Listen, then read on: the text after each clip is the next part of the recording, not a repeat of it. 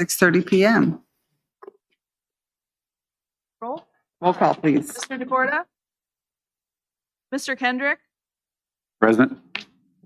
Mr. Maffett? He said he was going to be a couple minutes late, but he's coming. Ms. Flatley? Mr. Nicely? Present. Mr. Palavoda? Here. And Ms. Moncur? Here. All right, you have a quorum. All right, we're going to do the Pledge of Allegiance, and then please remain standing for the invocation. Allegiance to the flag of the United States of America and to the republic for which it stands, one nation, under God, indivisible, with liberty and justice for all.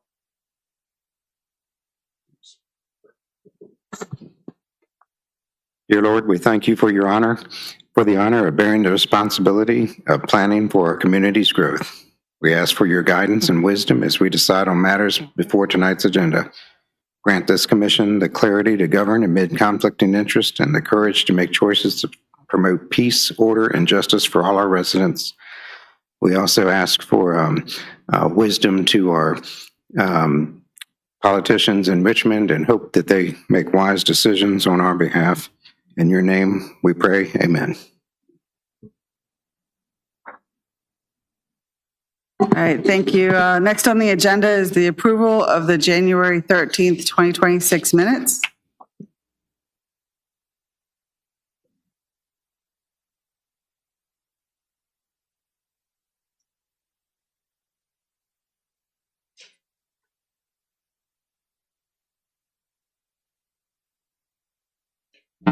Any motions?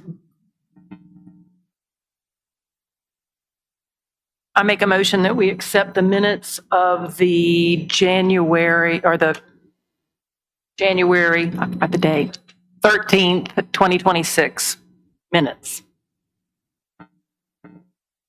A second. All right, the motion has been made and seconded. All in favor? Aye. Any opposed? Any abstain? Madam Chairman, I abstain. I was not present last month. We have one abstention. All right, thank you. Next, we're going to go on to the citizen public comment period. Please understand that if your comments relate to the public hearing that'll be later in the agenda, please wait until that time to bring up your comments for that public hearing. Comments will be limited to 3 minutes per person to afford everyone an opportunity to speak. If comments relate to the specific public hearing, please offer them at that time. Reminder, Madam Chair, I think you skipped over the amended bylaws, so we'll make sure we come back to that.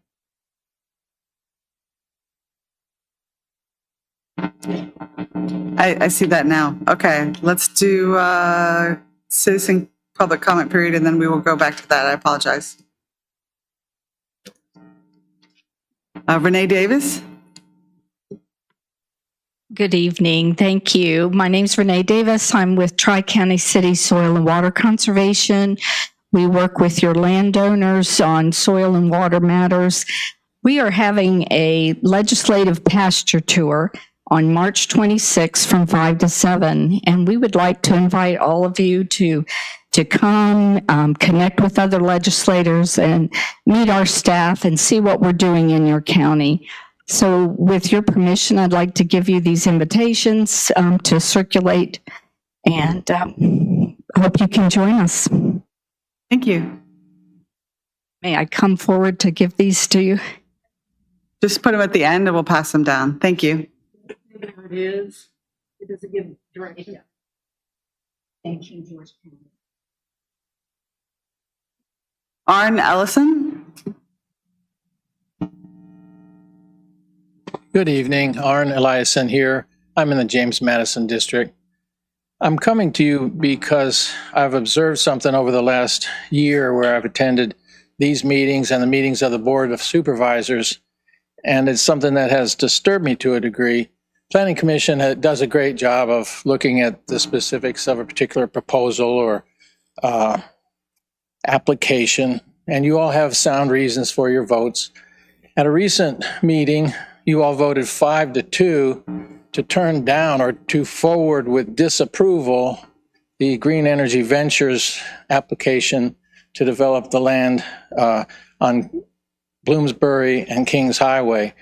And the reasoning included Ms. Flatley's comments that it did not conform to our laws or regulations in the county for height of buildings, nor did it, Mr. Dakota said that it really does take away the gateway to our county and to the Northern Neck in general. And it was a really bad idea to impose 13 huge structures in wide open cornfield. But when the Board of Supervisors discussed it most recently, they have not come to a definitive vote of approval or disapproval. They seem to just totally ignore your comments and your vote. I find that distressing. It's almost as if they did not read your comments or talk to you. And I come to you now and say, you know, game's not over. If you all have personal contacts on the Board of Supervisors with any of the supervisors, it may be a good idea to reach out to them and discuss why they've done what they've done. I have tried to reach out to a number of individuals and have had the experience of being told, well, you know, it's a done deal. We've got our minds made up. And the reasoning seems to be different for each supervisor. And a lot of it's about the money. Obviously, it's always about the money. But I do encourage each of you, if you have a dog in the fight, if you care about this particular issue, that to reach out to supervisors that might be in your district or with whom you have a personal contact and discuss it with them and just say, what's the deal? Why did you all vote like you did? Or why did you vote like you did? Because I think some of the supervisors may still be swayable. Anyway, thank you for listening to me, and I hope you take my recommendation seriously. Thank you. Is there anyone else? Is there anyone online? No, Madam Chair. Okay, I do want to give us an opportunity to discuss that, but I feel amiss that I skipped over an item on the agenda. So first, let's talk about the approval of the amended 2026 bylaws. Go ahead, Mr. Nicely. Yeah, Madam Chairman, I was looking through I didn't read the entire document, I must be honest. I looked at the yellow highlighted sections, which I assumed were the changes. And I do not believe, it's interesting that I'm the one bringing this up, but I do not believe the changes really reflected what the commission requested be added. It says that five of whom will represent each of the 5 election districts. If I understand correctly, we really have 4 election districts in the county, and representing is not exactly what they were wanting. They wanted them to be residents of the districts for which they are representing. And this language does not require myself to be a resident of the district that I represent. So I think we need a mod to this to really represent the desires of the commission. And also to make it grandfathered, that it'll be operationalized as Well, Christian. yeah, we addressed that by saying only really one from each district has to be a resident. If we have more than one, then the other one doesn't have to be. Right. We said we wanted the 5 slots to be filled by one resident from each district, whomever at large, and then after that, it could be whatever. But it's really just 4 of them, because at Right, large it is. means a resident of the county, Correct. which you have to be anyway. Right. So it was just, yeah. So just the language needs to be, I think, fixed. Any other thoughts on that? I would certainly agree. That's the way it has been in the past. And I think that's how we ensure that the residents, no matter where they live in the county, get a fair representation. Yeah, I like the idea. I think if we got a vacancy from a district, that should be the next one appointed, obviously. But if we have one from each district, why not have anybody, right? Yeah, I fully support it. I just think this language does not represent the desires legally of. I think we I should, think that matches Code of Virginia. All part, you're right.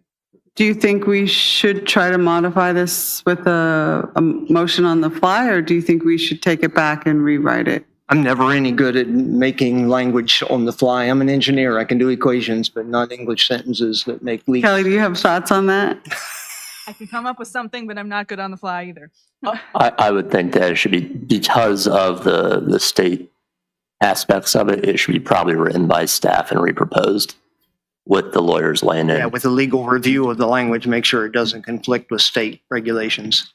So maybe, is there a motion to defer this? Yeah, I make a motion, we defer the approval of the bylaws till the next meeting, till we get an update on section 1, paragraph A.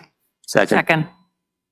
All in favor? Just roll call or Go Aye. ahead, it's fine. Okay. Yeah. any nays? Okay. All right. Thank you. Okay, so now if we'd like to have some discussion about the public comment.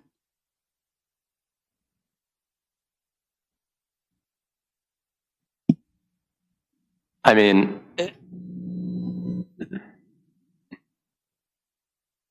I don't believe the Board of Supervisors is required to go off of anything we say, right? It's a recommendation. It's kind of their prerogative to ignore it, to talk about it, to not talk about it as they see fit, and then frankly face the consequences and whatever reelection bid they may or may not put in. I don't personally, and from the professional standpoint of, you know, this dais, appreciate the lack of comments or discussion on our recommendation, or recommendations in general, not just this one specifically, but kind of up to them. So I don't really, I agree with the comments of the gentleman completely, but I don't really know what we can officially say or do aside from trying to have individual conversations with them.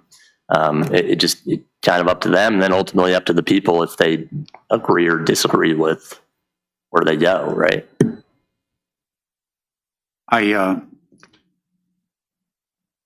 For me, and I've been here, don't remember how long now,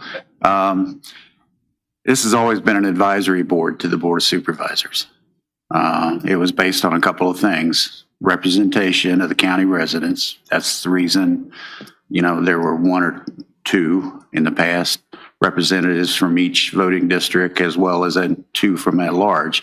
But it was supposed to be, in my mind, somewhat independent and strictly advisory. There are some powers and rights that we have been granted as a body, but they're limited. And the Board of Supervisors is a political body that's open to listening or not listening to us. Now, it depends upon our individual relationships with the Board of Supervisors that appointed us to this organization. And I can tell you that in the past, I've had some who didn't want to hear from me at all, and others that were very open to my comments. So it's about building relationships. If you can, do so and express your opinions, even outside of our recommendations. But if you can't, or they don't want to listen to you, there's not much we can do. But I know that I do reach out and try to express my opinions. I try not to aggravate them and harass them because I know how busy they are. But, you know, a few times a year, I will reach out and recommend that we get together just to discuss a particular topic or so. But whether they pay attention or decide to agree with me is up to them. I'll speak as a citizen because it's my district that's the controversial data center. We have spoken to neighbors, and I do realize that the Board of Supervisors makes the political decisions. They're looking at the county as a whole, and it's a huge pocketbook that they're looking at. But as citizens, we were asked, well, come up with an alternate solution.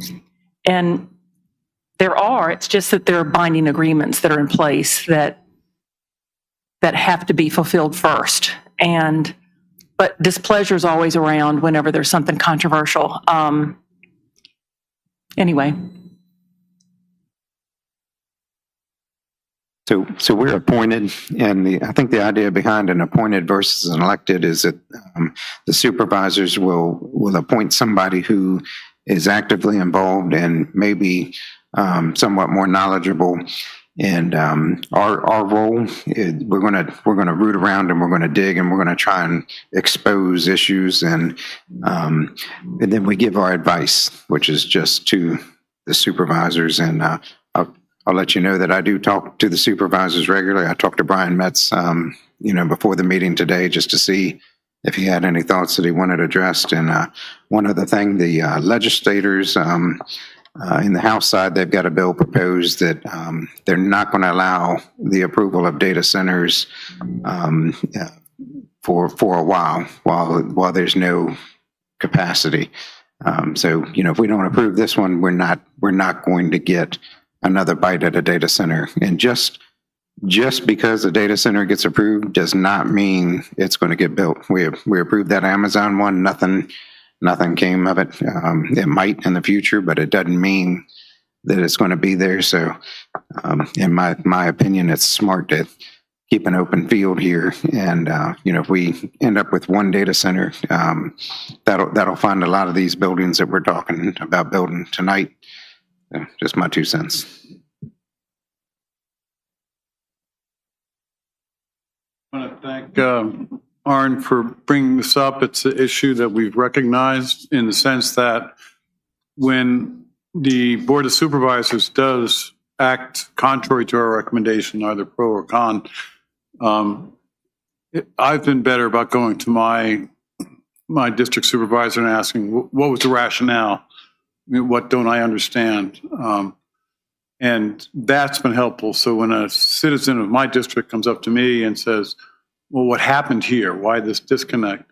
And we're also trying to be more proactive about these issues as they come up, so we understand each other's positions or perspectives, because they do have information we don't. Remember, we are land use, appropriate land use, and we try to stay in our lane. But public confidence is crucial in what we do, what Board of Supervisors does, and anything we can do to sustain that public confidence in public civic functions is critical, important. But as an old Soil Conservation Society member, youth member, 50 years ago, I hardly encourage everyone to go to the district's soil and water conservation. This is we're committed in the county to an agricultural future, and this is the future, what they're doing out here there at Aspen Grove and throughout the state. All right, so I'm just going to respond to the comments by saying I did out of the land use. I mean, we have things that we focus on, and I have a great deal of respect for the Board of Supervisors because they have to focus on a much greater responsibility than we do. And I see the process that we go through as the first step of public engagement. Well, it's not always the first step of public engagement, but it's the first public hearing. And then a lot of times the applicant changes things from the time that we see it to the time the Board of Supervisors sees it. So sometimes I feel like we are part of the process that improves the applications. At the end of the day, I know that they have to bear a greater responsibility than we do. And it's okay to not always agree, but flushing out a lot of information is what I think is important to me when I do what I do on this commission.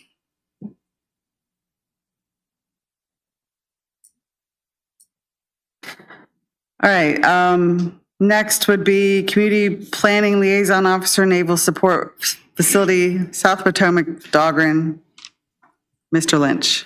A lot of words in there. Adam Lynch, CPLO for Dahlgren. Thank you, Madam Chair and Planning Commission, for continuing to include me as your ex officio member. Last week and the week before, we had Solid Curtain and Citadel Shield. That is our largest annual security drill of the year. Had some, I would say, exterior effects, so I appreciate our local partners, especially the ones along Dahlgren Road.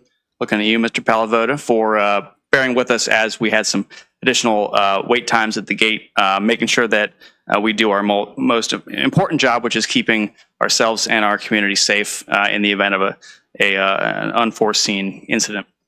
Ms. Flatley, you asked for the update on the Naval Gateway Inn and Suites. That's our new hotel that is currently under construction on base. It's looking great. 175 rooms, continuing to track on a spring to summer opening for that hotel. The hotel is going to replace an older hotel that is going to be converted into barracks. So we don't expect this is going to drastically increase the amount of hotel space available on base. What it will do is modernize our hotel and allow us to repurpose that older facility for a need that we have on base, which is short-term barrack space, especially for the sailors who are on base for 6 to 10 months for their time at the Aegis Training School. So I'll continue to keep you updated and see if there's an opportunity for some sort of a ribbon cutting or a tour in the future, if possible. Most of my time today, though, I dedicated to a topic that's near and dear to me as the CPLO, and that is our REPI program, Readiness and Environmental Protection Integration. So 2026 is the 10th year of Dahlgren's REPI program. We started with our first project in 2017, and since that time have completed 14 projects with the help of community partners, and I have currently 2 projects pending and 2 more approved for funding, but currently in negotiation, hoping to get those into the pipeline as well in the next year or 2.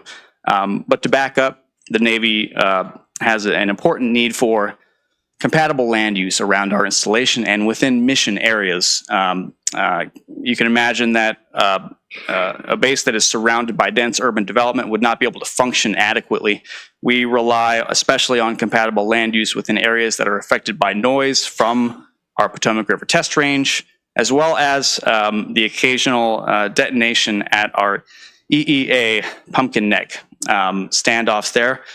We try to encourage development to be compatible with the occasional thing going boom there. We do not want to endorse or induce, I should say, negative effects to residential neighbors and poison the experiences of people who live near the base. So we additionally have certain standoffs for security and clear zone line of sight, which Mr. Nicely has pointed out in the past. Some of our base operations rely on unobstructed line of sights for instrumentation. In order to secure those compatible land uses around the installation, we have a couple different ways to do that. One is to work closely with counties like King George to implement regulations that govern the land uses around those areas. So one good example is our implementation, the county's implementation on our request of a military compatibility overlay, which is baked into your zoning code and requires disclosures and certain restrictions on types of development within Dahlgren's most impactful noise contours. Additionally, we try to put our money where our mouth is and secure compatibility by purchasing conservation easements through the REPI program.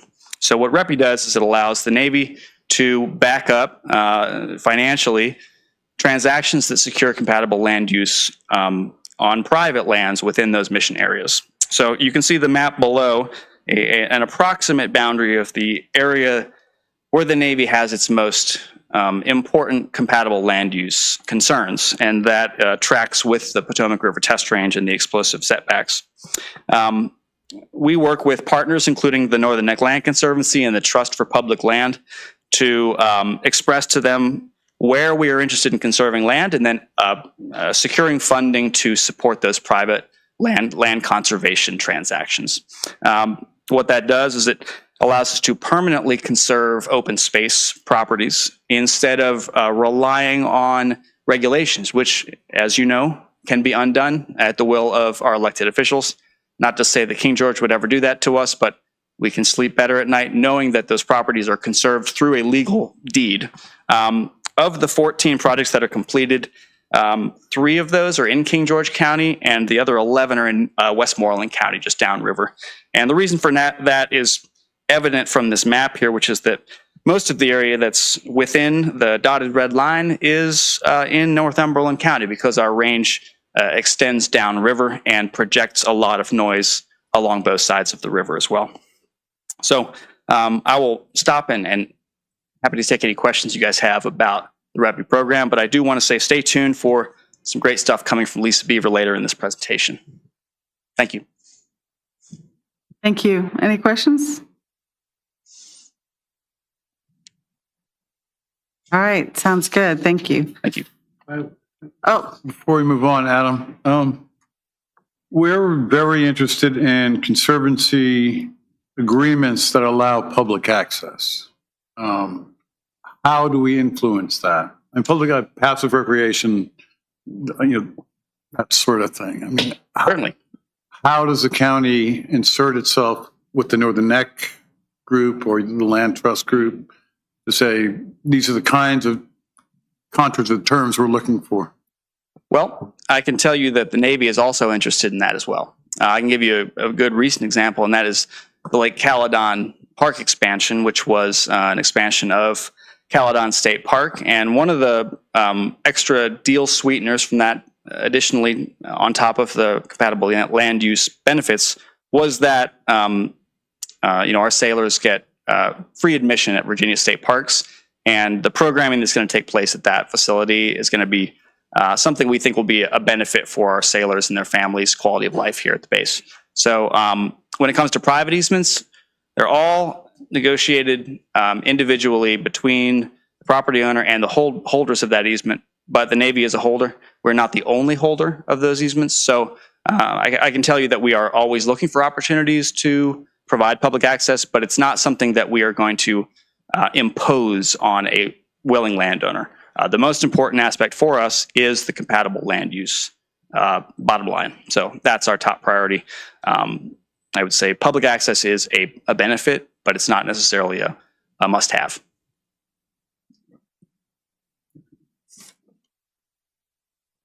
all right. Thank you again. Next, we'll move on to the public hearing for PC Resolution PC-02-26, the capital improvement plan. And I believe that we can go with a modified presentation, and then if anybody needs more information, I know they're very capable of asking questions. Sounds good. Thank you, Madam Chair, members of the commission. Matthew Smolnik, your county administrator, here for the public hearing for FY 2731 CIP. Went through this in great detail last month, so I appreciate the abbreviated version.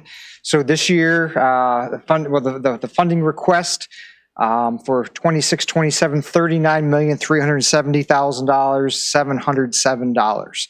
So you'll notice whenever you review this, a vast majority of that is the proposed VOTEC Center. And I believe I know Ms. Flatley had emailed some very good questions following last Planning Commission meeting. I work with my staff. I want to thank them. I know Mr. Clark's over my right shoulder, provide some of that information, and got back to the Planning Commissioner. So hopefully that answered some of those questions that Ms. Flatley had. Without going through every single project here, the goal of the Planning Commission following last meeting was to rank these projects. These rankings will go on to the Board of Supervisors based on your needs, with the rankings of 1 and 2 really, in the next year or two. And then ranking up to number 10 we can push this out, 7-10 years. So that's really what I'm focusing on. And Mr. Clark, if you could bring up, go on to the staff report. There's an Excel spreadsheet with the individual Planning Commission rankings. If you would, is Mr. Dient? Okay. So this will be the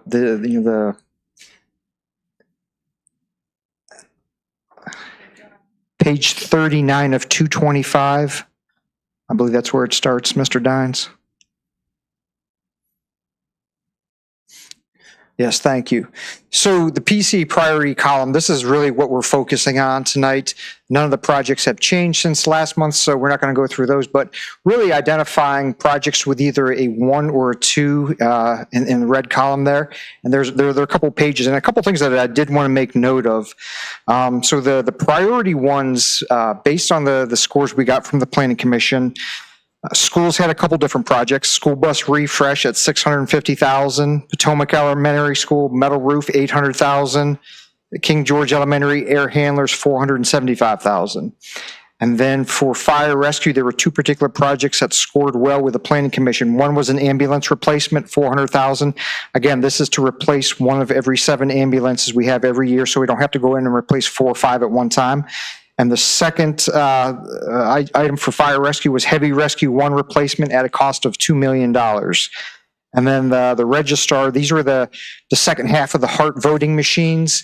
And I believe the question came up here at the Planning Commission whether or not we use those. I checked with the registrar. We did not use those. We made the initial payment. So those new machines were not used with the most recent election. I believe that was a question raised by a commissioner. I did see Ms. Gump next day or two, got that clarified. So Planning Commission, your priority ones for fiscal year 26-27 total $4,412,000 for these particular items. So those are all priority ones. If I go a step further and focus on anything that was priority 2 per your rankings, schools had a couple projects, $145,000 for 4. And then you also selected the King George High School rooftop unit replacement. And, it should be noted that that's a $5.8 million cost, but that's 2 years out. So, but it did rank high on your list, but I did want to mention that's not in this current year's funding request. $600,000 for fire rescue for tanker 1 overhaul. General properties, here we are sitting in this boardroom. We've been in here when it's been very warm sometimes, looking at HVAC replacement. That was number 2 on your number 2 score, $283K. The sheriff had 3 different projects that came in at a score of number 2. The fleet vehicle replacement, these are for new cars for his fleet. Mobile data terminals, these are the data terminals in each of the cars that the deputies use. And Virginia State Police LiveScan, again, this is the fingerprinting software that we talked about in length last meeting. Engineering had a central storage facility. I did want to kind of call this out right there. You'll see the new central storage facility under engineering. You had a score of 2, $527,000. But as I stated last month, that is just for engineering. This is so you look at that next year out, $4.7 million. So almost if you commit to one, you should probably, commit to that second year also. The last thing you want to do is spend $500,000 on engineering work and let it sit on the shelf for 6 years, and then you have to do it all over again. So I wanted to draw this, to your attention. That's something that I noted in my review. Parks and Rec, Sidell Brooks, bathrooms at Sidell Brooks Junior Park, $850K, and also a 4x4 truck with a dump bed at $93K. That scored high on your list, as did, for Mr. Dine's computer replacement and server upgrades. So the priority ones were, a little cleaner all this year. Once you get into priority 2, then you're starting to get a mixed bag of this current fiscal year, moving into the 2 years out. So again, what we're focusing on and what I will make my recommendation to the Board of Supervisors is the current fiscal year that we're in. And if we took the main goals, main priorities of this Planning Commission, we're at $4.4 million. So it's a hefty lift. But this is something, that you all did. You reviewed the material, and I really appreciate that. At this time, if there's any specific questions, or you can reserve them until after public comment, I'll be on the ready to answer any questions from the commission. Do you guys mind if we wait until after? I was the one that asked about the voting machine. Okay, yes. I know you said it's a 2-year payment. So are these obsolete, the ones that we've been using, or where will they go? There's I believe it's new ADA requirements, new requirements that all the registrars are having to comply with. I think it's the EDA forgive me if I don't know the acronyms, but there are certain things that they need to comply with the new laws, Ms. Monkier, so. All right, is there anybody else that has any questions? I know we will discuss this more. We will do the public comment, but, and we will discuss this more after public comment. Okay. Anybody have any direct questions? Okay. All right. Thank you very much. And I do appreciate, I put it in my email, but I appreciated your staff getting back with those questions. Okay. So at this time, I will open public comment, limiting to 3 minutes per person. We're going to start with the sign-up sheet, of which no one signed up. So if there's anyone present who would like to make a public comment regarding the CIP plan, please come up and state your name and address.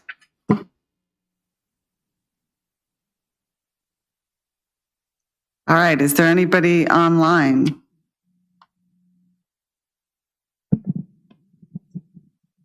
No, Madam Chair. Thank you. Okay, I'm going to close the public comment period, and we can close the public hearing and start our discussion.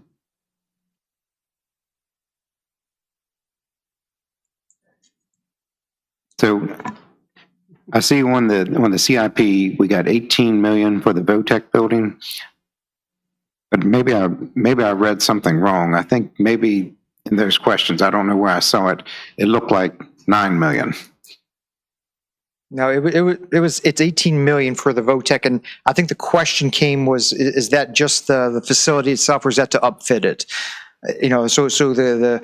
To answer your question, if it answers it, or to put clarification out there, 18 million and some change for the building, and then we would have to upfit it based on the 6 to 8 programs that are identified by King George Public Schools as this is what we want to teach in this particular facility. Obviously, cosmetology is going to have a much different layout than if you do a welding lab.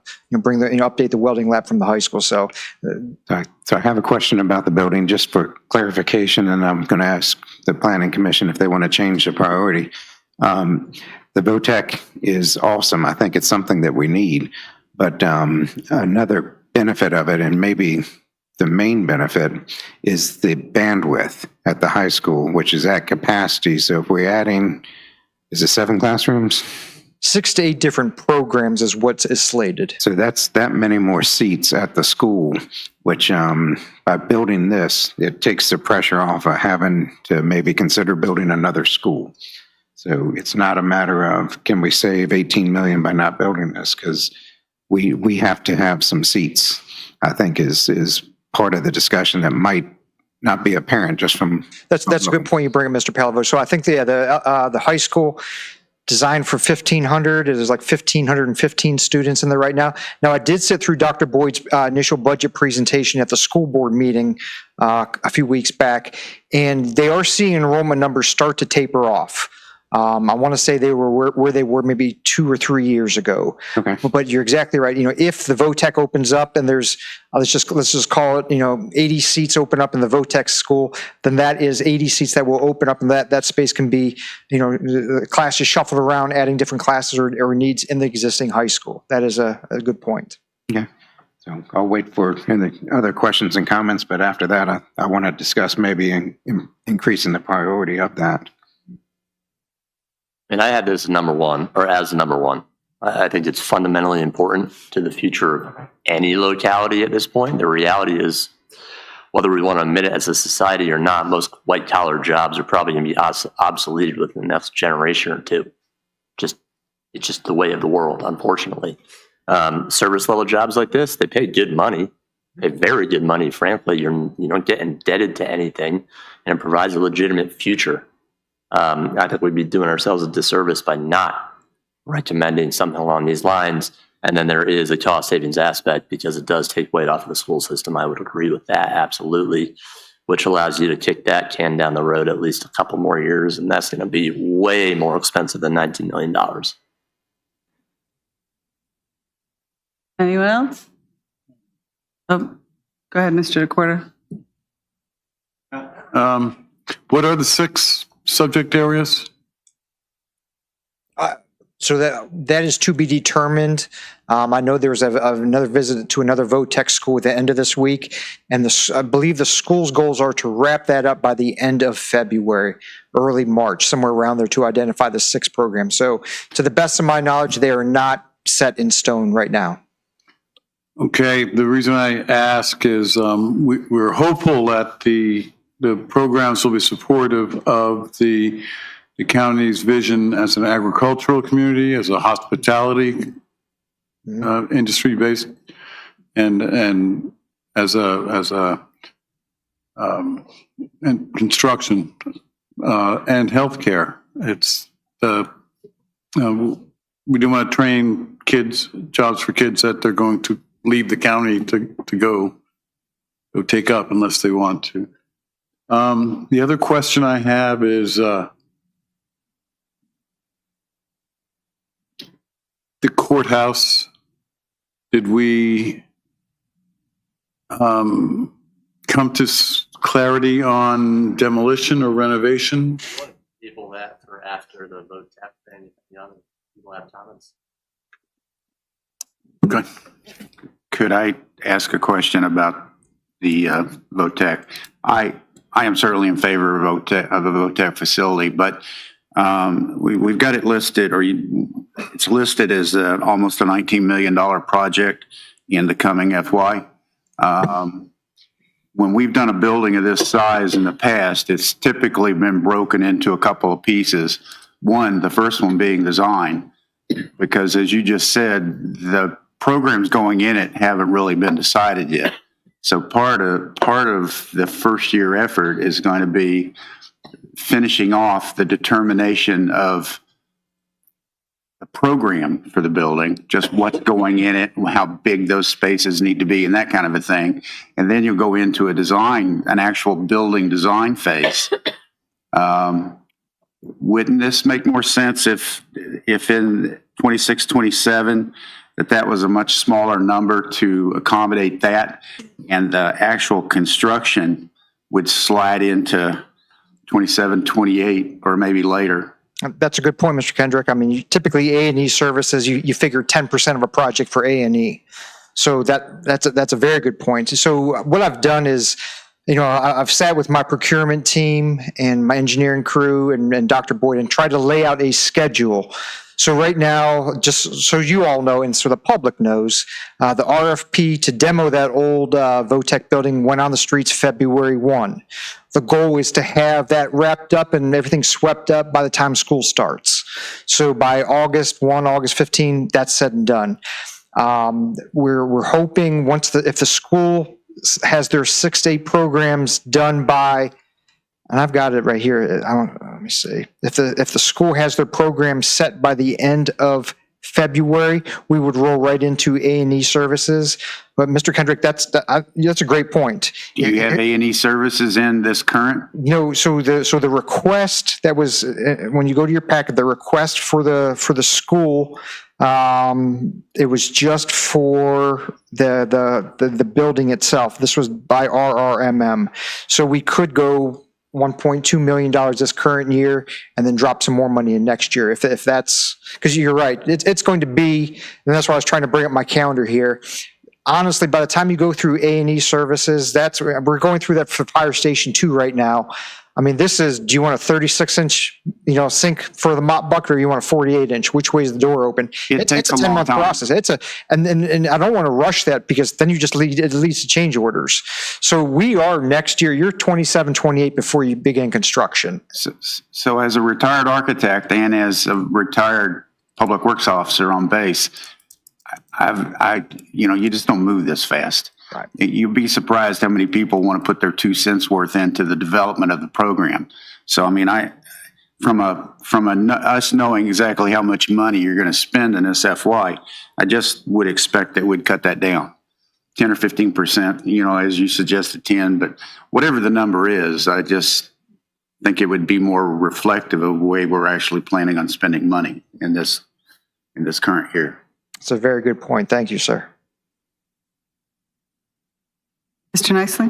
Yeah, I think there's not a whole lot for me to do except agree with Mr. Moffat's concerns about, VOTEC, I think, is the future for an awful lot of employment here in the county, and something we really need to focus on.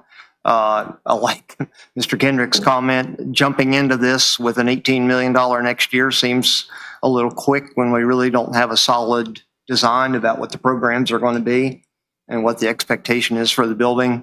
But I would also come back and say I'm a little concerned about the rush to demo the existing building that is being used by several different departments here in the county currently. And if we really are just going to demo it to let that set idle for a year, while we get through the A&E contract, I might suggest we slow roll that RFP a little bit, right? You're going to impact Parks and Rec, you're going to impact ROTC, you're going to impact a number of programs, and they've got no place to go for a while.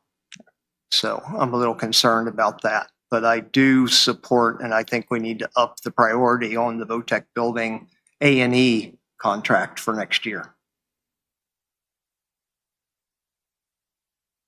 All right, I was going to say that my only reservations about it was that approving all those funds in 1 year when we don't have the program set. I agree that that was kind of like a red flag for me because we also don't know how much it's going to cost to outfit the building, and we don't know how much it's going to cost to refurb the trade spaces in the high school in order to make them appropriate for classrooms. And so I felt like there were some things that were left off. I think that if we're already stretched thin, that we have not overlaid the middle school roof in 10 years. We only did half of it. And that's why I also prioritize the maintenance to the air handlers. We have to make sure that we are not neglecting the maintenance of our buildings and just getting behind something that is super great and super exciting. And I understand there's a lot of passion behind it, but let's not neglect the things that, we need to maintain that would just put us in a worse position later. So I would only agree to changing the priority if it was something more along the lines of a phased funding.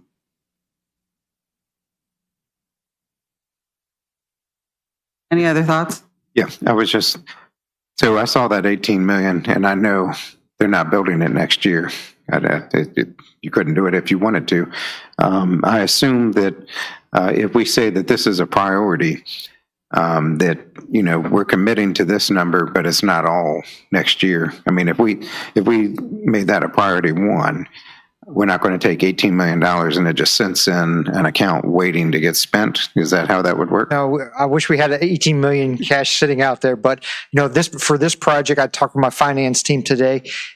And fast forward a little, let's fast forward 24 hours from now, the board's going to be prioritizing their major projects, and this is on the list. So this will tell me what we need to do to work with our financial advisors, Davenport, for financing. So yeah, yes. So we'd get a bond or we'd get a loan for 20 million that we wouldn't pay anything on until we make these draws. And this says, go get the money. When you use it, you start paying for it. And that's what Davenport will help us. What's the best? Can we use some cash on hand for A&E and then just borrow for the construction and upfit? There's a couple different scenarios we're looking at. That makes sense. So in that case, it's practical to look at the actual project, even though we're not going to spend that next year.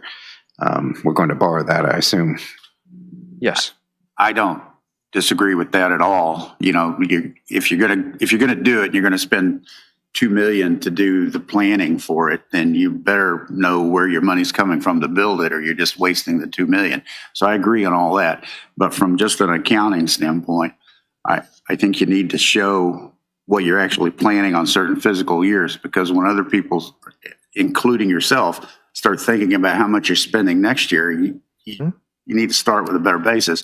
My only other comment is, my experience has been when you start a project, you always underestimate it. So give yourself 8 months from now, when you're finishing up your preliminary design and you've finished your programming, you're near finishing your design, you may find out it's not an $18 million building, but a $24 million building. I have no idea, but I'm just saying is that I've never seen one where the price goes down over time. I'm still waiting for it myself, sir. Yeah, You're so right. I would just suggest that you build some money out in the future years, lock it in, sell your bonds, but, it's my comment. All right. More questions or comments? All right, so what do you recommend moving forward? Should we discuss changing the number of the ranking and the amount and then making a motion?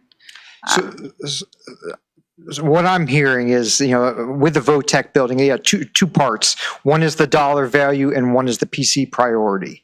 So if you did want to go through that, so there is a resolution in your packet, recommending, I think it's PC 02-26 in your packet. And before that, you can make the amendments as you see fit to the VOTEC building. If it is 2 million next year for A&E and then 20 million in the out years, however you want to see it, and that recommendation will carry on to the Board of Supervisors with my presentation next month.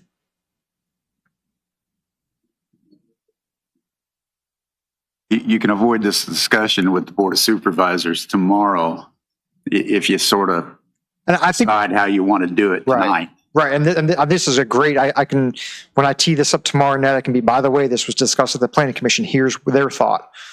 Absolutely. So on a personal level, I don't have a problem with the project at all. I just want to see it multi-years. So.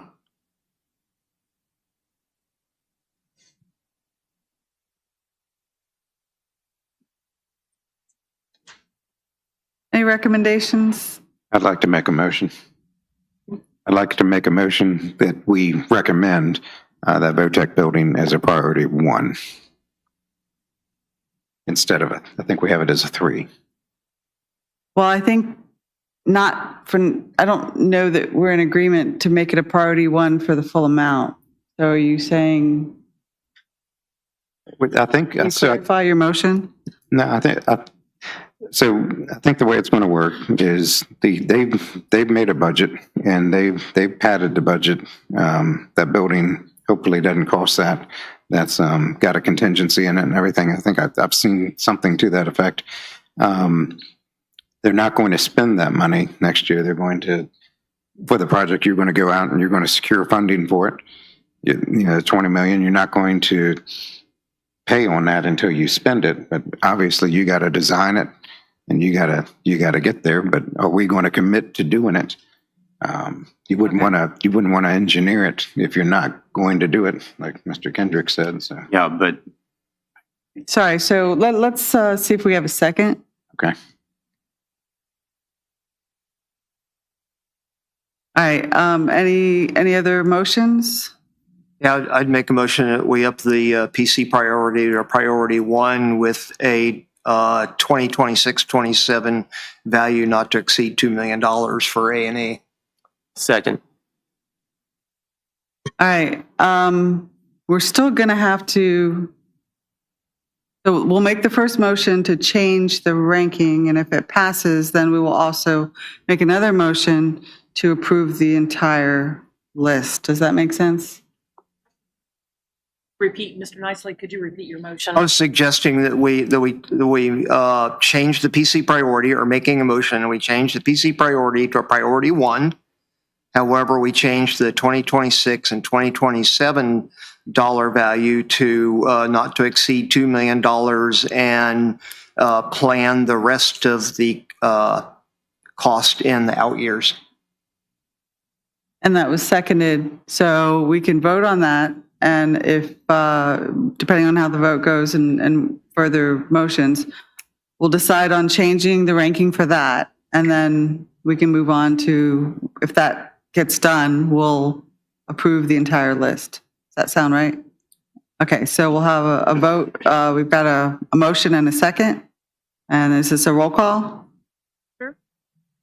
Brett, you seconded, right? Okay. Mr. Kendrick, yes. Mr. Palavoda, Yes. Mr. DeCorda, Aye. Mr. Maffett, Aye. Ms. Moncur, Aye. Mr. Nicely, Aye. and Ms. Flatley. Aye. Motion All right, motion passes. I think that reflects our support for the project, but our concerns about whether or not we have the full scope of the project. So once we've changed the ranking, we can talk about whether or not there are any other changes that we wish to make. And then at some point, I would like to vote on the entire approval. Any other proposed changes? Don't know that there's a specific change, but I'd like to hear a little more about the courthouse plans. This seems to be a similar one. There were 3 different items in there, And I suspect that possibly we were all over the map in where we prioritize these, depending on our personal take. And maybe it's not that important since it's not going to be priority 1 and priority 2. But this one, those 3 items really confused me. That we were proposing all 3. It sounds like we really don't have a plan worked out yet of what we want to do. And I personally question whether or not we've had a sufficient discussion about where we really want the center of the county administrative offices to be. Should they be here? Should they be out at the new courthouse area? There's a lot of planning and thought that before we start approving any big budgets. So I'm okay with them being a lower priority, but I thought maybe this was an opportunity for you to give us a little more vision of what the county staff is thinking about. No, good question. It may seem confusing, and there's a method to our projects here. So without having the date in front of me, I want to say it was August timeframe, maybe late summer. I did a presentation in front of the Board of Supervisors. Looking at the status of the building across the parking lot, and there were some options at that point. You can continue to study the building because there were still unknowns in there. You can issue an RFP to demo the building, or you can issue an RFP to renovate the building. But I cautioned them with, if you didn't do further studies, if you demoed it or if you renovated it, you're running the risk of change orders because you don't know exactly what's in that building. So I want to say that was in the August timeframe when I brought this to the Board of Supervisors. Big presentation on that. And then we came into CIP. So my engineering staff says, Matt, what do you want to do? And this is again why we're doing the meeting tomorrow night. I do not have clear direction from the board on which avenue they want to do. Study it, demo it, or renovate it. So that's why we have 3 different projects here as options. 2 different projects, I believe. Demolition and remodel repurpose. So that's for the old courthouse across the parking lot. So with our whiteboard exercise tomorrow night, we will have clear direction on which way the board wants to head. Again, we've been talking about this now for 5-6 months, and we're ready to go either way. It just needs to identify what we can do. And if that building does get demoed, that's why there's another project in here, new county building. So the Revercombe building was designed, as to my understanding, to be extended down towards the west. So, you've got a lot of things in play. If you demo that courthouse, you're losing square footage. If you demo the old where the school board office, you're losing more square footage. So where do those people go? If you want to renovate it, some can go in there, but not everybody, because Bryce Young did a space needs analysis. We cannot fit everybody into the old courthouse building if we fully renovate that. When I say everybody, I mean social services, who's leasing, IT, and engineering, who are all leasing, and then what are we going to do with the school board across the way?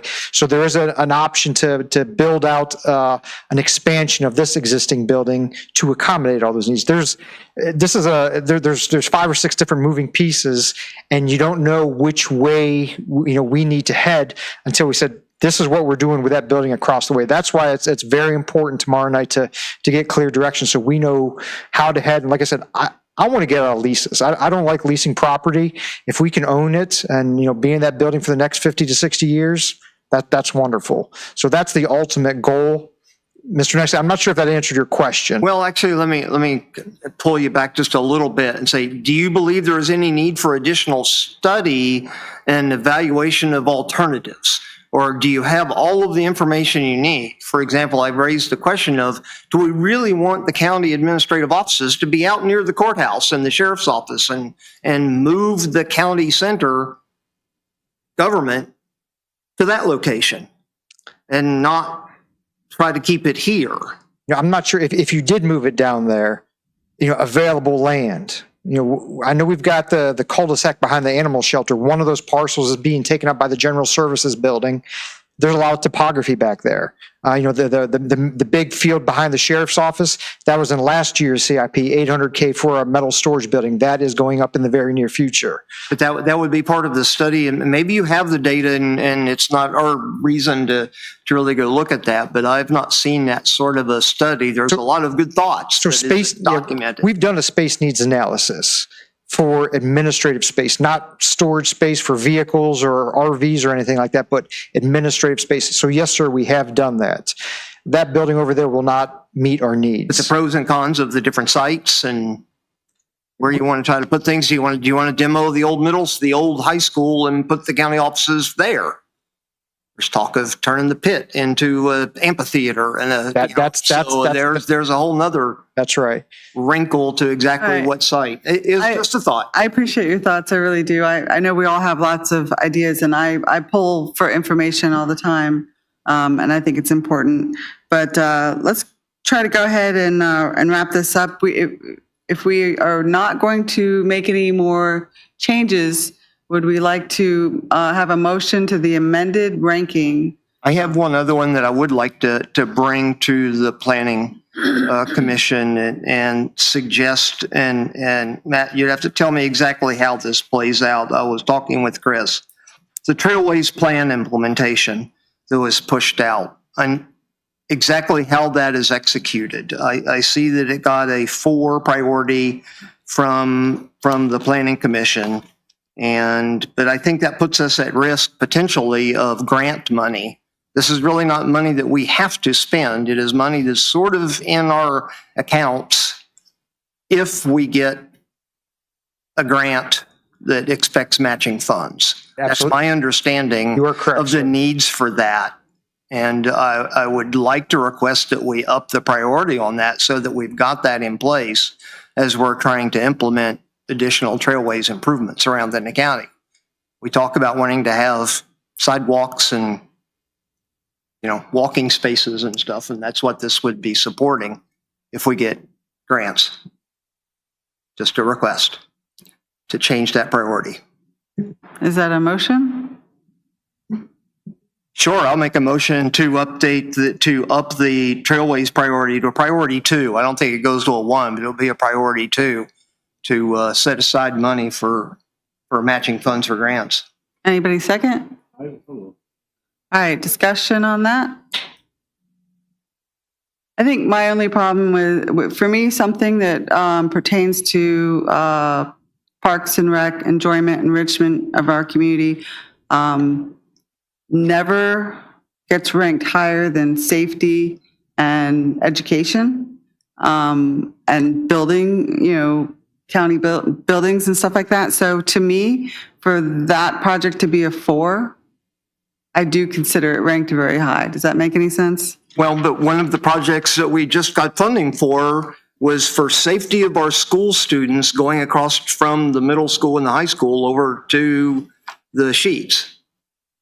That's the type of projects that would get funded by this, is to help the safety of pedestrians and bicyclists around the county. So I do consider it a safety issue. okay. Any other discussion? All right, should we do? Is it really a safety issue, or is it really just a free money issue? I mean that's kind of what it is. I mean, we don't allocate those funds preemptively, do we?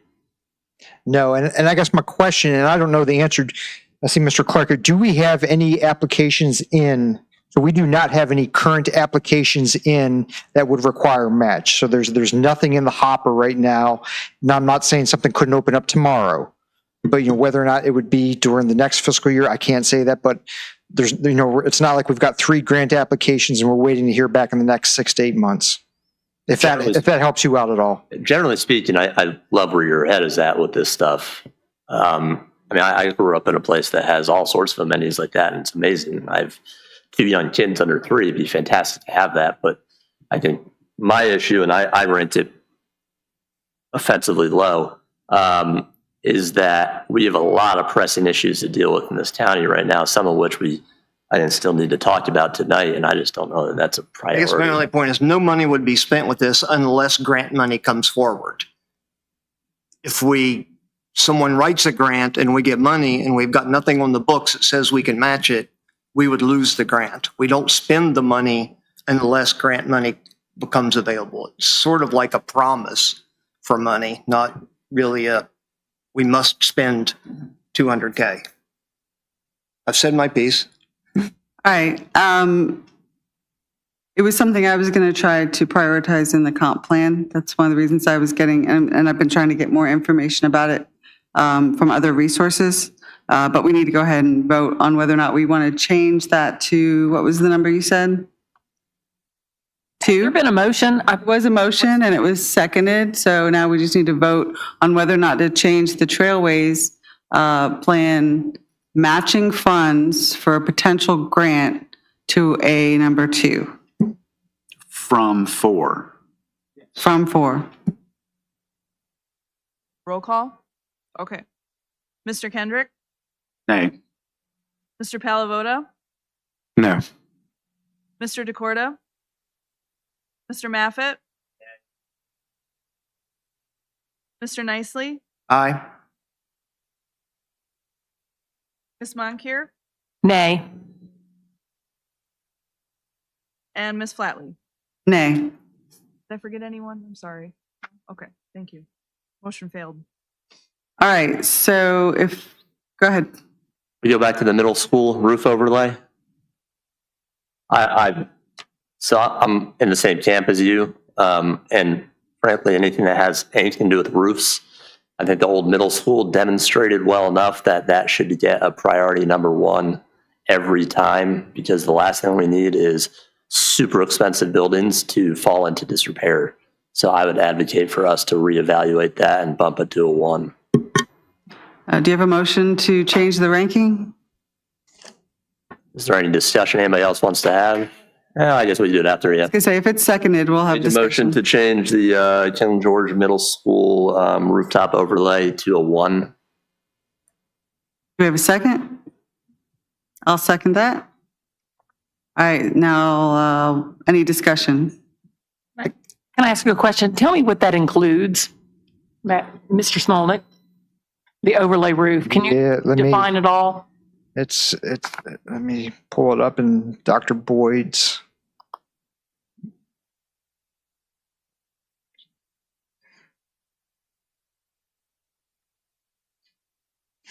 Overlay roof that was not included in the renovation scope at King George Middle School. So in 2014, approximately 60,000 of the 115,000 was overlaid. So they did half of it. They did half of it. Why it was only half done in that particular year, 12 years ago, before my time. I do not have the background information on that, ma'am. I'm sorry. Thank you. But yeah. Any other, I do. The budget item for that is for 27-28. What is the meaning if we give that a priority? Is it not going to be on the CIP next year? So, I mean, you can, if you're going to move it up in a priority, I would also, you can, it's your choice, but an option would be to move the funding source up to the current year. Now, I did see that last year with a turf replacement. Turf replacement came through the Planning Commission as 2 years out. The Board of Supervisors moved that to the next year. So it has been done in recent history. So should the Planning Commission want to change the priority from a 3 to a 1, you may look at also moving those funds from 28 to 27. The ask from the school board was for next year, though. Is that correct? Yes.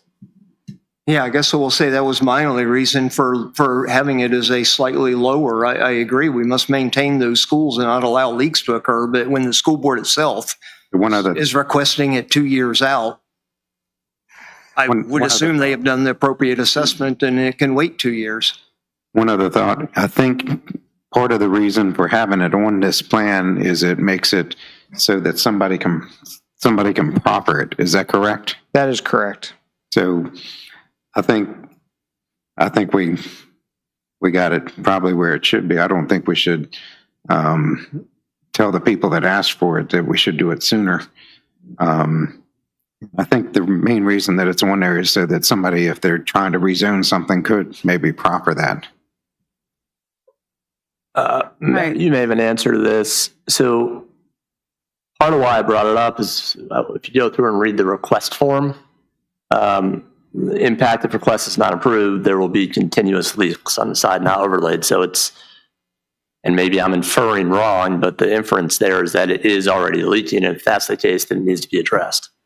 Now, you may have more information there, and if it's not leaking and that's sort of misleading in the way it's phrased, then I'm fine pulling back on it. But if it is in fact leaking, then again, I would press us to change our ranking. Yes, sir. Yeah, Same I can- information you have is what I Yeah. have. I can only infer that if it was requested 12 years ago and it hasn't been done yet, that it probably should have been done by now. But so we have a discussion, and if there's no other comments, then we can vote on the motion to move the middle school overlay to priority 1. Is that correct? All right, we'll vote on that, please. Nay. No.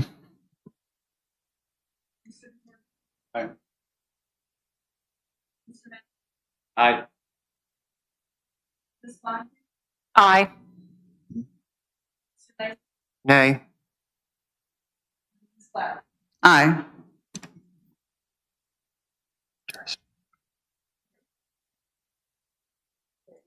Mr. DeCorder, you said you had something?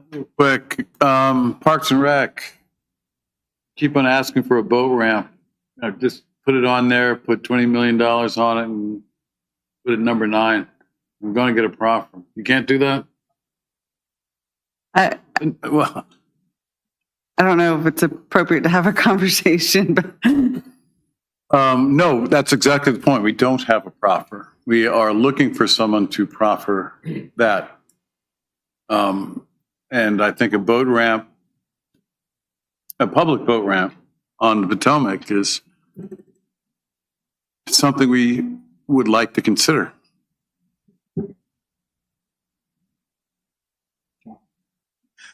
The problem is that, to my knowledge of how a CIP works, we don't actually have any land that would be appropriate. So until we have property to put that capital improvement on, I can't find a way to justify saying that's going to happen in the next 5 years.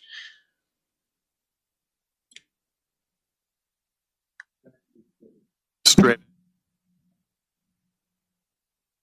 all right, so we have adjusted our rankings. Are we ready to look at this in its entirety? Go ahead. One more thing. Yeah, I know.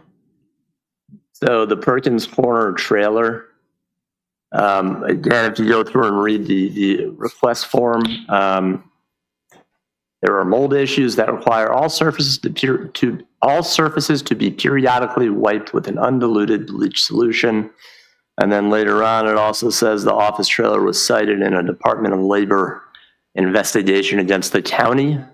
This is $80,000, which seems a lot less expensive to me in the short term than a lawsuit later on, whether it's from the county, or sorry, whether it's from the state, or whether it's from somebody who has some sort of claimed mold poisoning. Good points. Do we have a motion? Motion to up the Perkins Corner office trailer request to a 1. Do we have a second? I'll second that. All right, so then discussion on that? Sorry, it's under solid waste. Solid waste and recycling. Number 3. So page 40 with the PC priorities. Oh, I thought I saw it as a 3. I can't see it. It's currently ranked as a 3. Oh, it's a rank 3? Yes. Doesn't matter. 3. Mr. Dines, can you scroll up a little bit, please? To solid waste and recycling. There we go. Perkins Corner office trailer.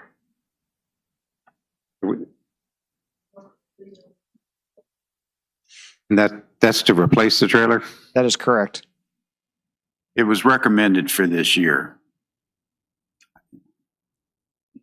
Moving it to one, I fully expected it to be funded anyway, but don't really, 3 or 1 doesn't bother me either way. All right. Any other discussion before we make a vote?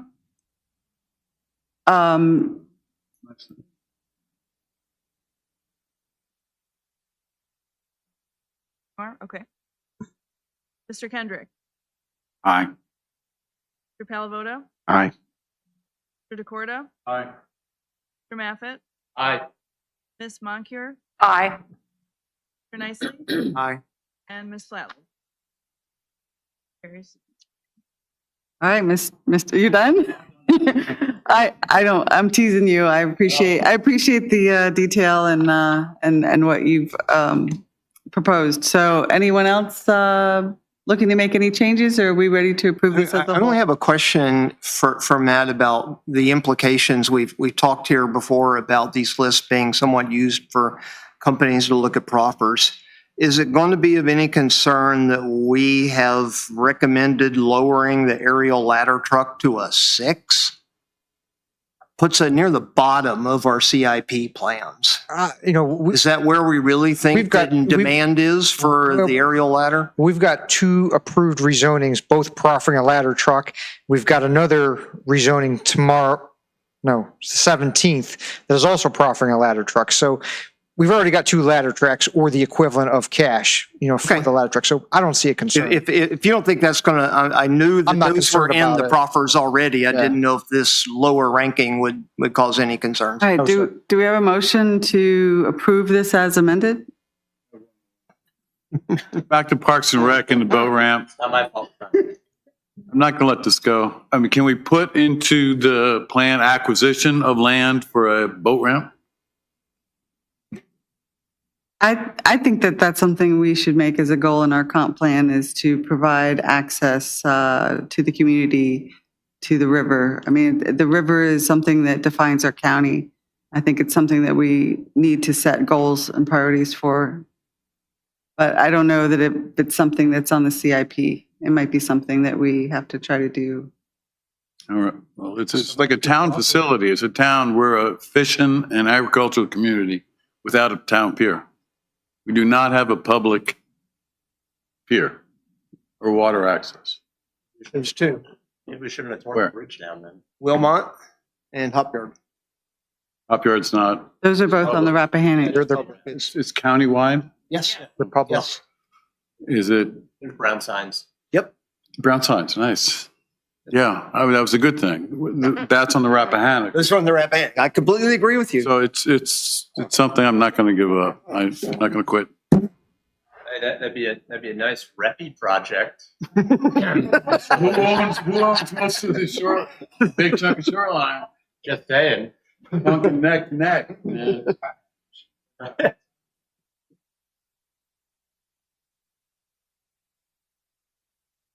I think from what I've heard, it has to do with depth and there's all sorts of things about, some of it's steep, some of it's very shallow, anyway.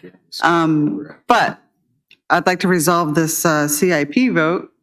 I make a motion that we forward the recommendations from the Planning Commission as modified. Second. All right, roll call vote, please. Thank you, Roger. Okay, so to forward the CIP as amended. Mr. Kendrick, Aye. Mr. Palavoto, Aye. Mr. Maffett, Aye. Ms. Moncur, Aye. Mr. Nicely, Aye. Mr. DeCorda, and Ms. Flatley. Motion carries. Thank you all for your hard work on this. I appreciate it. Thank you. Thank you. Before we leave the CIP, I just have a request for an agenda item for the future. Since I'm also on Parks and Rec, I think it would be appropriate for this Planning Commission to get a presentation from Mr. Clark. We now have the Wayside and Barnesfield master plan put together. And I think it would be appropriate for this body to see that plan. So I would Absolutely. like to get that on the agenda. I think that could be a great agenda presentation. I also feel like as we do the comp plan, we're going to want to hear from all the different departments in the county to see what their visions are. So This one specifically is a result of the contract that we had to have someone help us put together the master plan with lots of county and citizen involvement. And I think it would be appropriate for you all to see the phased plan that's been put together. yes, I agree. And y'all did a great job on that. Okay. I'm going to move on to, no items deferred from previous meetings, no old business, no new business. So we'll jump into the staff report. Reports attached for your information. We just started the new year off with a bang. We are fully staffed again, I'm happy to report. And the other item that I wanted to bring up was something I put at everyone's desk tonight. The next registration is open for the CPC program in Richmond. I checked this morning, there were 30 spots left. We have enough funding to send 3 commissioners, so take a look at this and also go on this website to kind of look at what it all entails and let me know as soon as possible if you want us to sign you up. Please sign me up. Sure. Okay. Yes. Okay. Make a question. That's a Thursday and a Friday, correct? No, Let me look at the it's, calendar. Yeah. Okay. okay. Yeah, it's 2 in-person sessions. Okay, I would like to sign up for the July one. So it's both. Yeah, yeah, so there's 2 in-person gotcha. sessions at the beginning, 2 at the I knew end. that. Okay, You don't Okay, have I'm to good. decide tonight, just I'm good. let me Okay. know. Okay. I'll double check with y'all before we sign you up. Great. Thank you. Is that That's it? Okay. Yeah. Everybody that I've talked to that has done this has said they benefited from it. So that's awesome. Okay. So committee reports, we have none. Commission reports. We're going to hear from Lisa Beaver and Duncan Griffiths on the Northern Neck Land Conservancy. Really appreciate you guys putting together a presentation for us.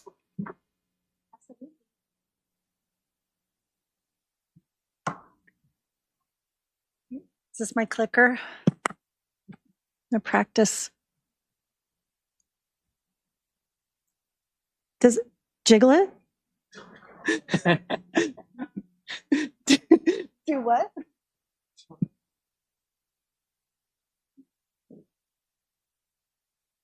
Okay. Okay, just bang it. Okay. All right. All right. Thank you so much, everyone. Thank you for having Northern Neck Land Conservancy today. Adam Lynch, thank you for sharing information about the REPI easement program. What a perfect dovetail this evening. I'm Lisa Beaver. I'm the executive director of Northern Neck Land Conservancy. I live in the Monroe District here in King George. My colleague Duncan Griffiths is with us. He's here mainly to keep me focused and maybe count how many times I say hopefully not too many. He's our conservation easement manager.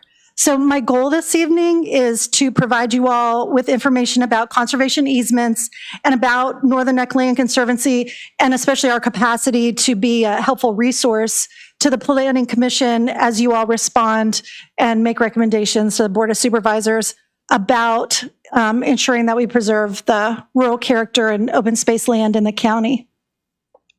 That was a beautiful scenic view in King George County.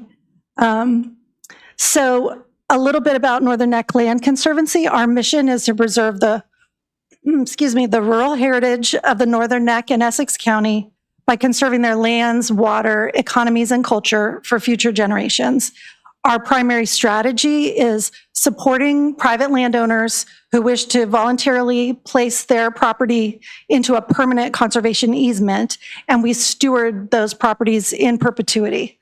Our strategic plan includes doubling the number of properties that we currently protect over a 5-year period.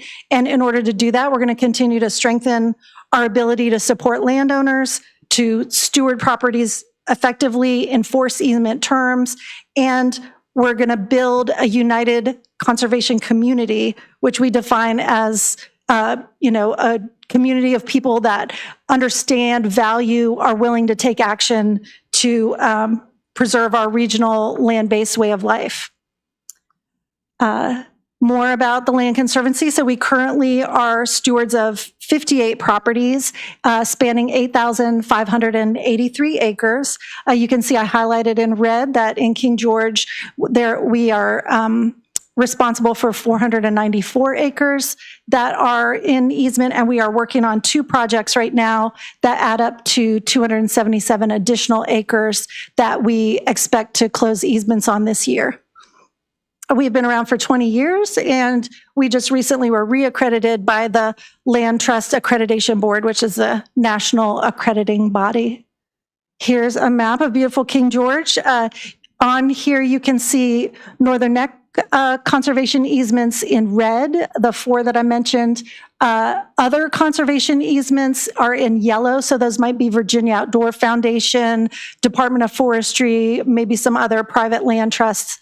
And then in green, you see public land. So at the bottom, those are Rappahannock Wildlife Refuge properties, Caledon State Park with the new addition, of course, and then the Dahlgren Naval Base. All right, and so I just interspersed some protected land in King George for your enjoyment. So what is a conservation easement? A conservation easement is basically a legal agreement. It's a voluntary legal agreement between a landowner and a land trust. It's a commitment by a landowner to permanently restrict development and use of their land in certain ways. And it's a tool to protect conservation values. And conservation values can be pretty diverse. It can be everything from endangered species and sensitive habitats to scenic views, either from our roadways or from the water. Conservation values includes water quality, flood resilience, and also agricultural lands, lands that are managed for timber. So all those things and more can be considered conservation values. Here are some things that easements are not. So we just find that the concept of I think because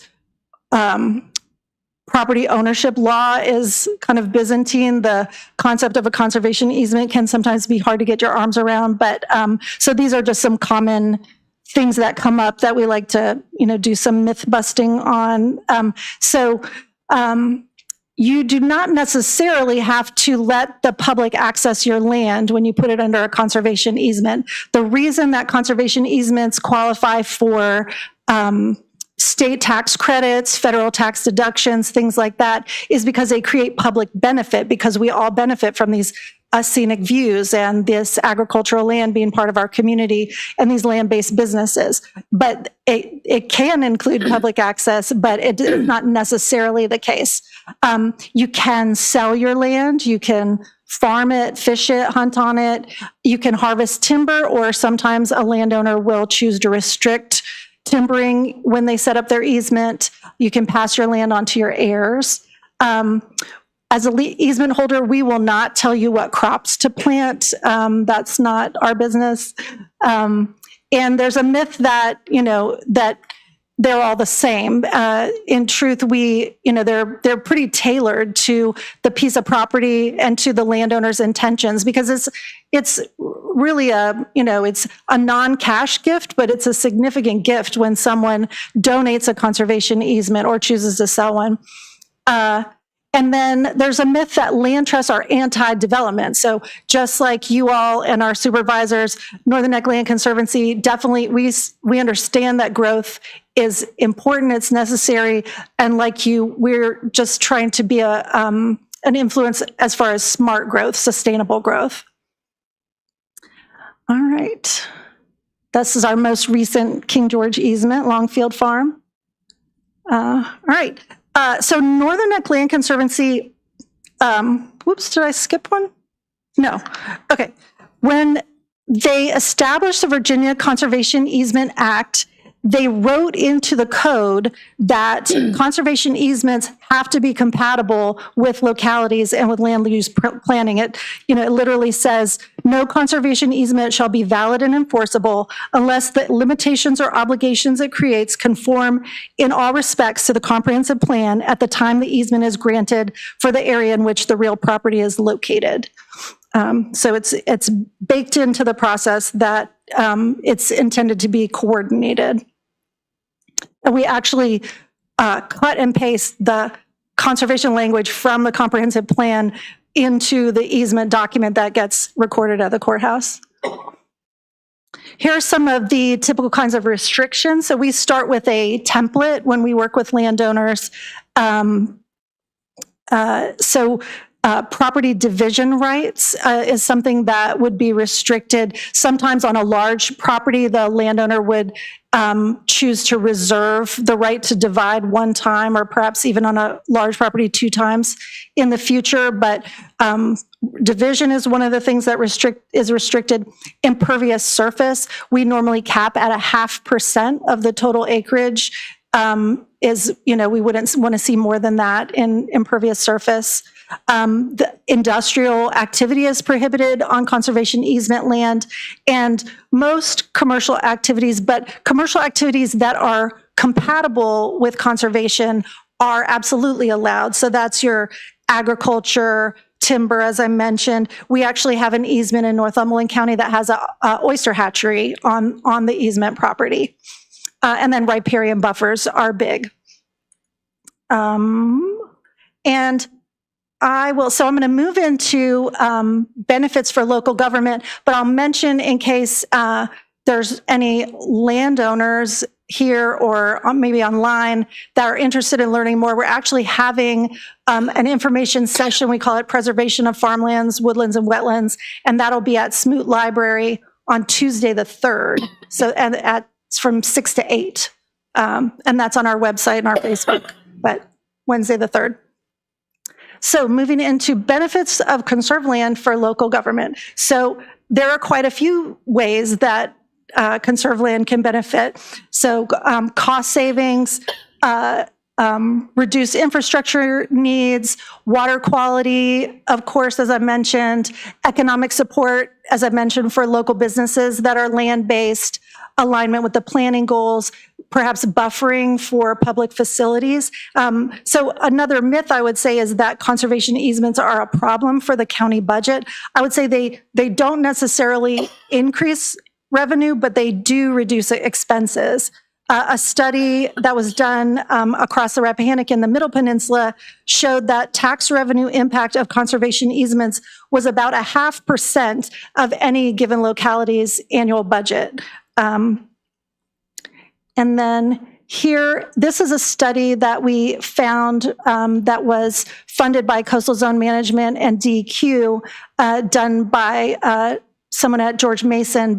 So this was socioeconomic impact of conserved lands in the lower Chickahominy, and they're showing that, the ranges from 21% to 51% of land-based revenue when compared to the locality's expenditure. There is one way that conservation easements do bring funding into the county, and that is through the composite index. Virginia Code tells localities to assess easement land at the open space land rate. So since the easements are ranked, they're assessed at the lower rate, the locality is ranked as less wealthy, so it generates more composite index funds for schools. Another recent King George, this is on Muddy Creek. All right, aligned goals. So looking at the current King George Comprehensive Plan, thinking about the Northern Neck Land Conservancy mission, we're very aligned.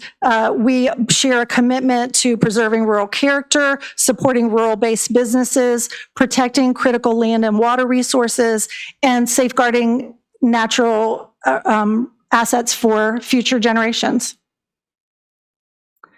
These are ideas. This is not a list of things that our organization can necessarily commit to every single one of these, but I think it's a list of ideas, ways that King George and Northern Neck Land Conservancy could potentially work together. So we would absolutely be available to support the county in developing its own voluntary land conservation programs, like a purchase of development rights, transfer of development rights program. We currently, Duncan and an intern that we have from William and Mary's Institute for Integrative Conservation are working on a GIS mapping project of all of our 6 counties that we serve, that's identifying areas that are most vulnerable to sprawling kind of development and areas that are have the most opportunity for conservation. And so, that's a project that we're working on. It seems like we could be sharing data and mapping resources. Perhaps we can be coordinating on grant writing, project timing, matching funds, the land preservation tax credit that Virginia kicks in when a landowner donates a conservation easement. We've been able to successfully show that as matching funding for federal grant for the Chesapeake Wild Program recently. We are in touch with a lot of landowners, happy to coordinate landowner outreach, and then, we see review roles, advisory, workshopping ideas. We'd be excited to participate in some of those. There is actually an MOU on the books that was signed in 2010 between Northern Neck Land Conservancy and the county. It, is a memorandum of understanding. It wasn't, it wasn't a binding, but it was a voluntary non-binding partnership agreement, and it got into granular detail, like, which entity is most suitable to hold the easement, who should be working on drafting the easement document, things like that. So I would say it's outdated. I don't think that it reflects our current capacity or practices that we, would all think were the way to go now, but I think it's a great baseline that we could build on moving forward. All right. Gateway to the Northern Neck. The Northern Neck license plate is actually a big source of revenue for our organization. We get, I would say it's probably 20% of our operating budget comes from when people choose to get the special tag. So thought you guys would like to know that. I wanted to, so this is on my last slide, just a couple more points, and then I'll see what questions you all might have. I did want to introduce the other gentleman in the row here with Duncan. So Chip Miner on the end is our board president, and then Stu Ashton is the treasurer and executive committee, and he is King George resident in the Dahlgren district. His family's farm is in a conservation easement out there protecting the Potomac. So thank you again for taking time to listen to our presentation. I hope that you will recognize that Northern Neck Land Conservancy can be a trusted partner in your planning efforts. To me, it seems like an obvious maybe way, a timely way that we could be helpful is in support of the new comprehensive plan. So please consider adding us to any working groups or draft review groups that you deem helpful. And with that, I'll take any questions. All right, well, thank you very much. And just so that everybody on the Planning Commission knows, I intend to discuss with the Board of Supervisors tomorrow how we can take some of what they want to do, the process they want to use for us to take some of these ideas and work with them to integrate them into the comprehensive plan. So we do want to hear from the Board of Supervisors, what kind of committees or how they want that to look. So it's definitely something that we're going to promote. And I had one question. I learned recently from another resource that sometimes the MOU allows you to use your resources for our benefit. Is that true? I'm not sure what kind of resources, like staff time or, yeah. Yes. I mean, I think because there's so much overlap in the conservation goals and our mission, I think there are ways where it absolutely serves our mission to be working on projects with the county. So yeah, I would say that is true. Any other questions? I got a comment. I'm a proud owner of one of those. Thank you. License plate, thank you. And I wanted to thank Duncan because my husband and I got to go on an annual visit to one of the properties last week. And it was very interesting. So thank you for that experience. And I'm just a little shocked looking at this county map, how little we have in conservation. I should have known that because you've said how many we have, but it just, if you subtract the parks in Dahlgren, we're not represented very well. And I would like, if there's ever a committee or subcommittee that comes out of this, I would like to serve on it. Thank you. Thank you. More, go ahead, Mr. Corder. Question for Matt. Our GIS, does our GIS capture Conservancy? I can't find it. It's not a layerable, it's not a searchable. Publicly online in the conservation database. I think the state's keeps a record of it. But not the county. Not that I know of. Okay. I think updating the MOU is certainly something we can recommend to the Board of Supervisors. Align the goals. I think Northern Neck is, we also have relationship with Friends of the Rappahannock, I think. And I don't know if any of those properties are associated with them. Or it'd be nice to know who the other private owners of the non-Northern Neck and non-public properties. Virginia Outdoor. Who's the little guy by Dahlgren? Yeah.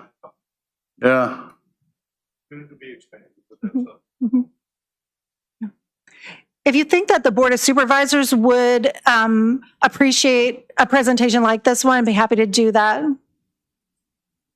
All right, I'm definitely, like I said, we want to move this idea forward and try to find out exactly what steps we can take to make the idea more tangible. The other thing that I just, because of this beginning of this conversation started a couple months ago, can you talk a little bit about the transfer of developmental rights? I'm not as familiar with transfer of development rights, but I believe it's almost, my understanding, limited as it is that for the transfer, so purchase of development rights is like a donated easement, but it's a purchase. So it's, where a pool of funds is established, and then there's a competitive process where landowners can say, I would like you to buy my development rights. And, there's a price that's set, like, I believe in Stafford at one time, it was like $60,000 per right. And so, and then, the county would establish a board that would review the applications and decide, based on the funding that we have and based on the benefits to the county of these projects, do we want to purchase the rights? I believe that in a transfer of development rights program, it's more almost like a mitigation where somebody wants more development rights over here, so they will relinquish them over here. That's my limited understanding. PDR. Purchase of development. Purchase of development rights, right. We did learn we were just at the Virginia's United Land Trust annual meeting last week that, so the Office of Farmland Preservation at the beginning of last year moved to Department of Forestry, and they set up a program, I believe it's called LINK, which is like localities, something conservation, but they are working with localities that have a PDR program and supporting them in that work. And we just learned last week that they're expanding that with the intention of working with localities that are considering or wanting to establish that kind of program. So that might be an additional resource. All right, any other questions or comments? All right, I think I learned something new every day since I've started participating in all of this. Thank you. Thank you. Thanks very much.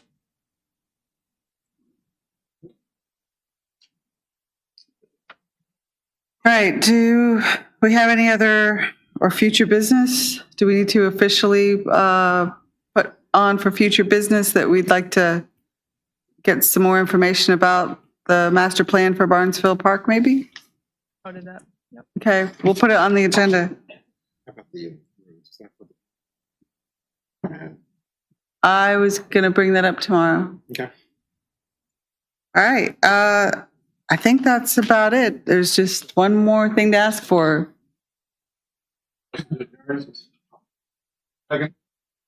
All in favor? Any opposed?